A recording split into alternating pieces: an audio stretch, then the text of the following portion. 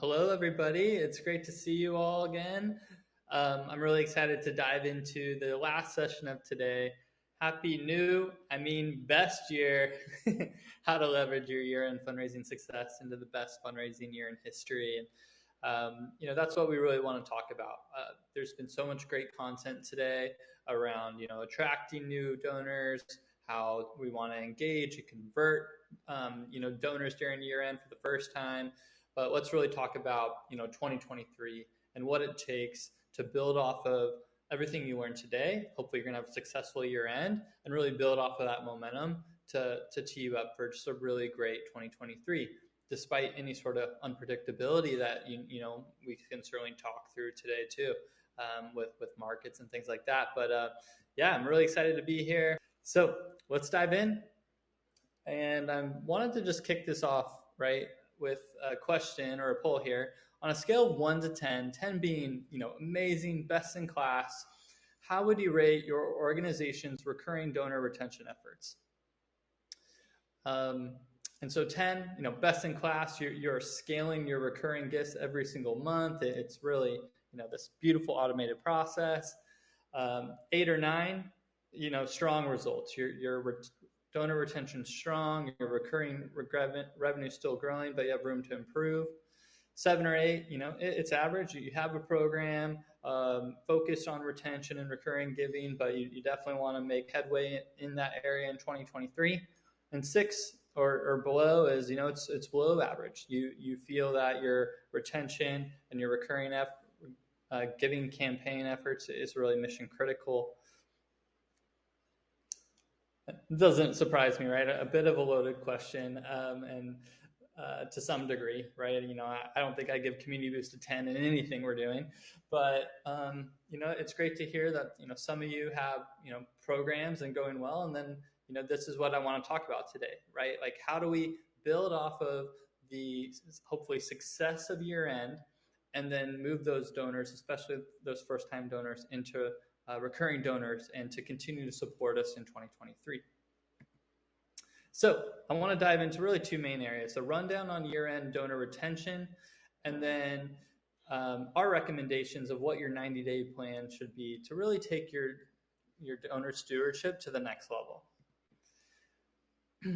And as I was alluding to, right, like the cycle of nonprofit growth, it looks from like we attract new supporters, we need to engage and convert those supporters, and then we have to retain those supporters. So a lot of the content today has been on attracting and engaging, and let's talk about retention, arguably the most important piece. So let's dive into year-end donor retention and just like the rundown on this today.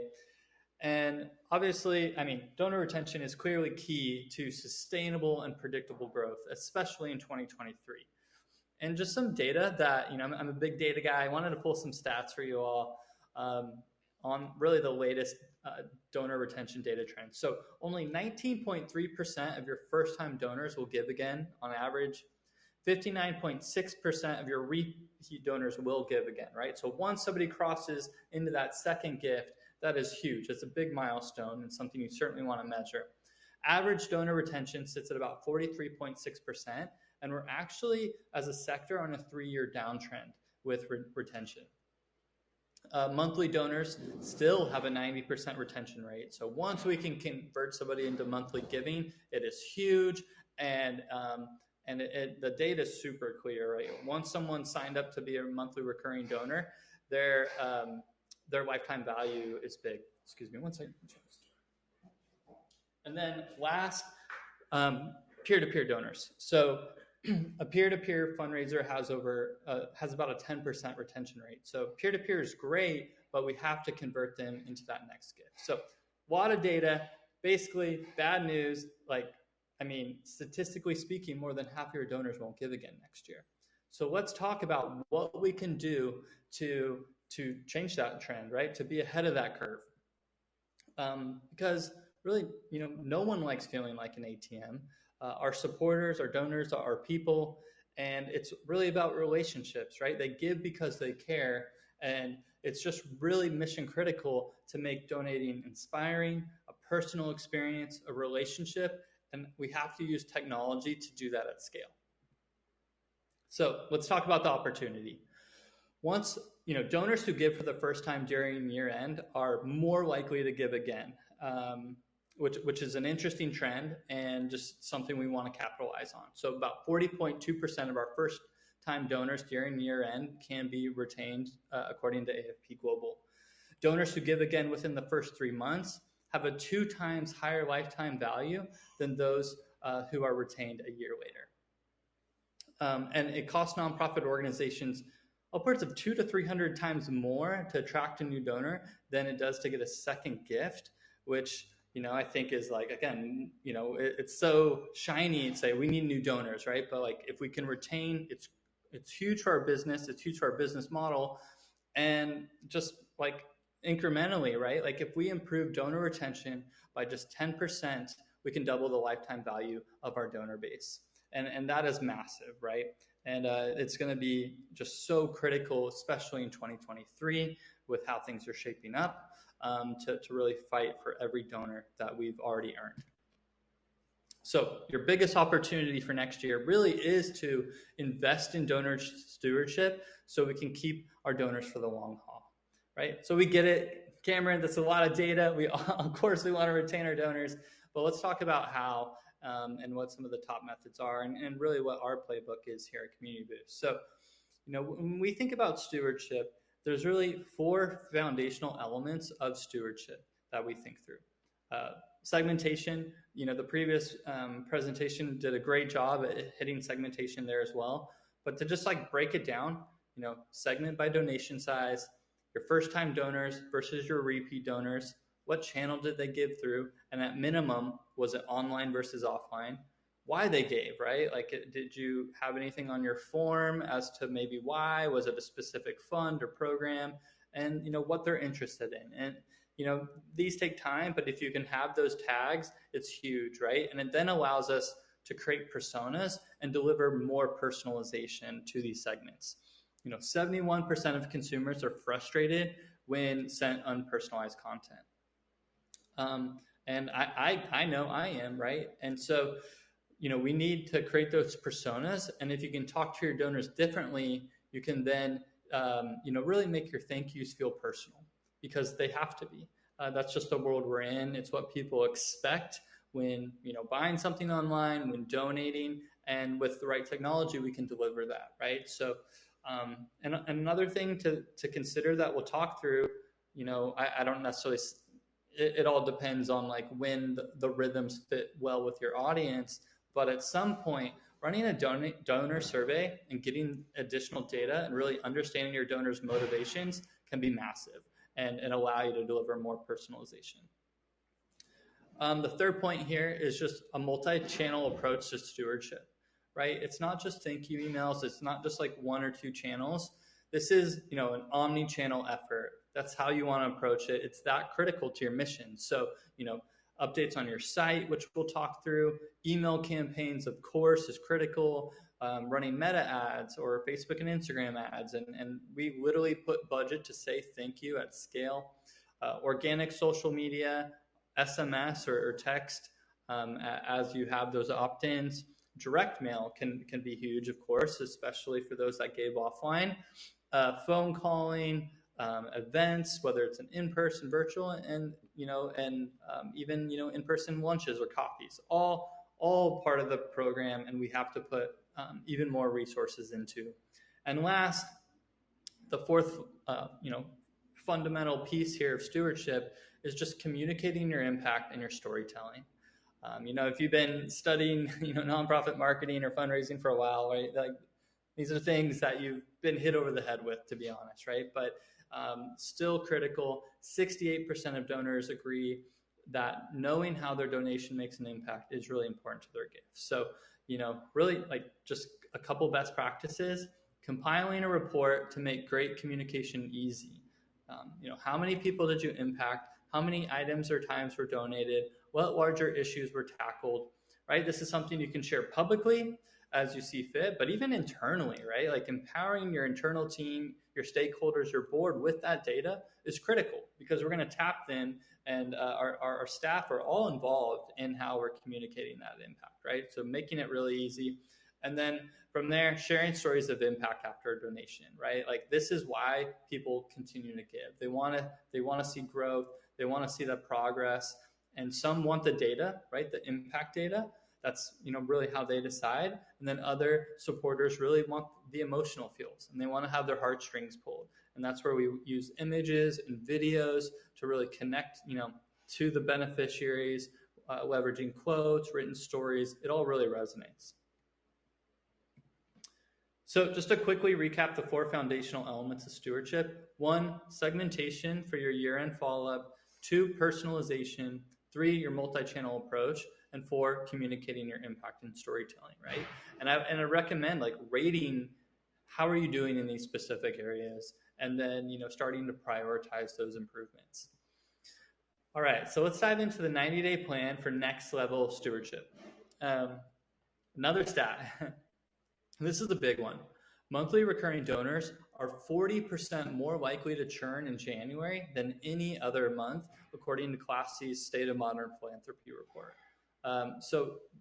January is just an incredibly critical time of stewardship, and really a big focus. So let's dive into the 90-day framework. This is really how we're approaching stewardship. Again, let's get back into the mindset, right? Q4, November, December, just super focused on attracting, engaging, converting donors. And now it's January, it's retention time, really in preparation to then kind of ask again and ensure we cross that threshold into the second gift or sign up for a recurring gift. So January is all about follow-up. It's all about gratitude. And this is where, show your appreciation. Be as creative as you can be here. There's lots of ways we can do that. And to be honest, we see a lot of gifts when we're running these campaigns as well. You can get those last minute gifts, those afterthought gifts, those, oh, I meant to actually give to this cause, especially when you're communicating the impact within that gratitude. And then in January too, you're equally looking at your data, you're re-looking at how you're segmenting for this push, which leads us to February and March for recurring giving. Recurring giving is critical, and this is where you really want to start to run a recurring gift campaign in whatever works for you and resonates with your cause, and driving those first-time donors into your community, which I'll talk a little bit more about. And one key question to ask yourself when you're thinking about driving recurring gifts is like, why should a donor upgrading their gift to become recurring make the most impact in the coming year? And when you think about that and you noodle on that, it can really then guide your communication. So, right now, this time of year, right, you need an immediate plan focused on increasing retention and lowering churn. And so have a plan in place, throughout November, throughout December, and of course going forward, where you're, thanking donors within 48 hours. As you thank donors, they're 4 times more likely to give again. And I'm not talking just about the automated, transactional email, but like an additional follow-up email, right? And again, that can be automated, but it needs to feel personal. And there's ways that are actually pretty simple that I think really help that personalization. Plain text emails, right? Plain text emails coming from your executive director or your CEO can actually feel really personal. Using merge tags, referencing the amount, referencing what they want that gift guided to is a great touch on top of the transactional thank you. From there, thank you calls within 48 hours actually can also increase retention 39%, right? And I understand how at scale that can be really difficult, but whether it's say, okay, gifts over 250, we're having board members try to call, right? Things like that can make a huge impact and really help your organization stand out from other causes when it comes to stewardship. Not enough organizations are doing it. And then, there's lots of creative ways I see organizations do stewardship within the first 48 hours, right?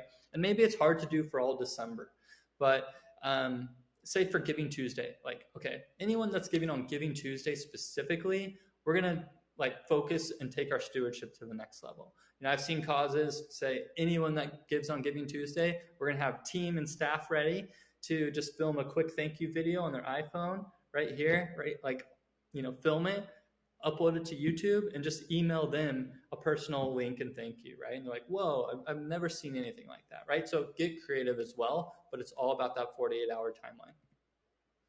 So let's talk through early January. It's January 1 to 7, or the 1st to the 7th. Sorry, I've had a fair amount of coffee. It's late here on the East Coast. And this is when you're saying the Happy New Year, right? And so you plan those comms in advance. Think through all your thank you emails and be ready to have that impact reporting ready to go. Have your organic social posts teed up, ready to go. And we run meta ads for many of our partners, really thanking donors with the ad creative as well. And I heard in the last session, people were really asking about video. I mean, video is king. It definitely improves email rates and certainly with ads. And again, it doesn't have to be overly professional, but running ads, just saying thank you, definitely improves stewardship, and you're actually going to still see gifts from it. I promise. And then bonus points, we're also doing a lot of YouTube retargeting now, and you can run ads there well, right, as people are on platform, watching whatever they're watching. So then, getting that impact out, getting the thank yous out, and then we're in mid to late January. And, definitely launch some series around, continuing to report on the gifts and impact. You can also share other ways to connect and get involved in 2023. If you're running a peer-to-peer campaign, you can be introducing that. Donor appreciation events, want to think through that, get those invites out. And then, you can consider taking that personalization to the next level, whether it's via email, whether it's even, handwritten notes, and getting out thank yous. This could be a good time to launch a donor survey if you feel it fits the schedule and you're not oversaturating people. At some point next year, you want to do it, but I see it go out in January often too. If you're not looking to at least if it just fits with kind of the flow you're taking your personas through. And then one thing I'm personally pretty bullish on is like getting at least one like recurring resolution send out. What I mean by that is like, it's the new year. We're all trying to be better people, right? And this is just like one example that Charity Water had sent me in, I think it was January 19th of last year. And, in 2022, resolved to change someone's life forever, right? In a way, so many of us are trying to like be better people as we start the year. And, I just thought this was a great example of how they position that. And, what if in 2022, we resolve to not only better ourselves, but the world, right? And then plug in your mission, plug in your goals, how they can give.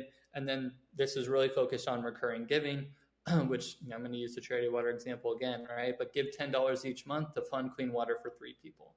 Invest $20 each month to fund clean water for 6 people, right? So a tangible, transparent dollar amount and pushing that recurring gift. Especially, again, we've got a lot of first-time gifts during year end. This is once we can cross that threshold into that second gift, and if we can especially cross the threshold into signing up for a recurring gift, the lifetime value of this donor skyrockets. So I like the resolution email, and I think it's actually pretty applicable and can kind of in a way be templated to many causes. And then we move into February, March, and like this is the hard push that we're coaching many of our partners like Community Boost on to really make the push into recurring gift. Again, a recurring donor has a 90% retention rate as opposed to 43% for one-time donors. So if we can cross this threshold, it's huge. The lifetime value is that much more. And so, you want to feature your recurring giving options on site. There's a lot of great technology in how to do that. Your email campaigns, you want to be focused on that monthly gift, running retargeting ads, right? We're just in a subscription-based world. So these channels can really be beneficial. I saw some questions around meta recurring giving, and I think it's a good in addition. Having that option within platform is great, but really focusing your site assets on that as well is critical.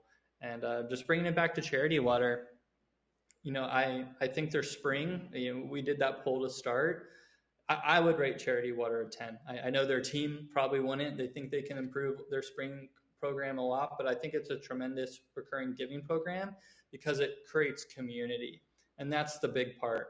And I think like you can visit how they position it on site. I mean, their whole site is it's like the main call to action, but how they break that down, how they communicate it is done really well. And then of course you get tons of personalization emails along the way. But again, a great thing to push, right? Like we have this year-end campaign, we have our themes, and then okay, let's talk about sustainability. Let's talk about maintaining our programming, maintaining the work we've done.